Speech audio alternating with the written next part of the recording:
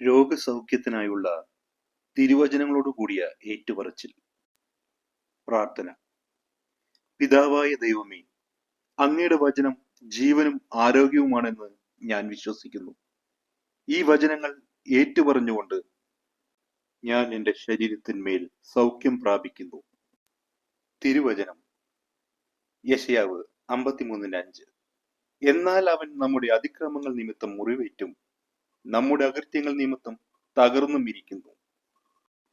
നമ്മുടെ സമാധാനത്തിനായുള്ള ശിക്ഷ അവന്റെ മേലായി.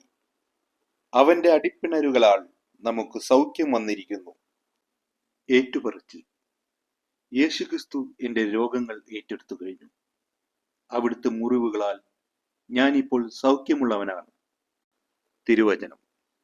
സങ്കീർത്തനങ്ങൾ 103:2-3. എൻ മനമേ, യഹോവയെ വാഴ്ത്തുക.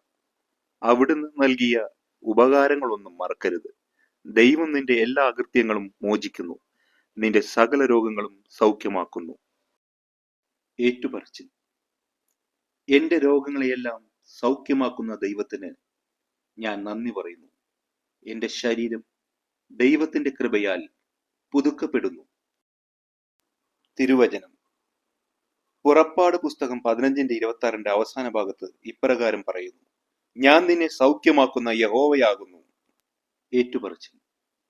എന്നെ സൗഖ്യമാക്കുന്ന യഹോവ എന്റെ കൂടെയുണ്ട്. സകല രോഗങ്ങളിൽ നിന്നും അവിടുന്ന് എന്നെ വിടുവിക്കുന്നു. തിരുവചനം. മത്തായി 8:17 ആദ്യ ഭാഗത്ത് ഇപ്രകാരം പറയുന്നു: അവൻ നമ്മുടെ ബലഹീനതകളെ എടുത്തു, വ്യാധികളെ ചുമന്നു. ഏറ്റുപറച്ചിൽ.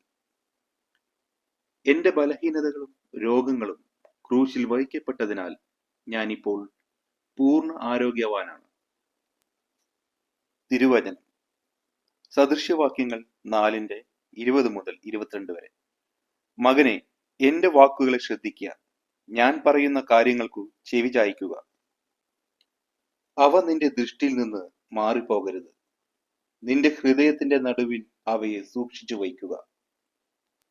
അവയെ കിട്ടുന്നവർക്ക് അവ ജീവനും അവരുടെ മുഴുവൻ ശരീരത്തിനും സൗഖ്യവും ആകുന്നു. ഏറ്റുപറച്ചിൽ. ദൈവത്തിന്റെ വചനം എന്റെ ശരീരത്തിന് ഔഷധമാണ്. അത് എന്റെ സകല അവയവങ്ങൾക്കും ആരോഗ്യം നൽകുന്നു. പ്രാർത്ഥന. ദൈവമേ, അങ്ങയുടെ വചനം ഒരിക്കലും വെറുതെ മടങ്ങി വരില്ല എന്ന് ഞാൻ അറിയുന്നു. ഈ വചനങ്ങളോട് എനിക്ക് ലഭിക്കുന്ന സൗഖ്യത്തിനായി ഞാൻ നന്ദി പറയുന്നു. ആമേൻ. God bless U.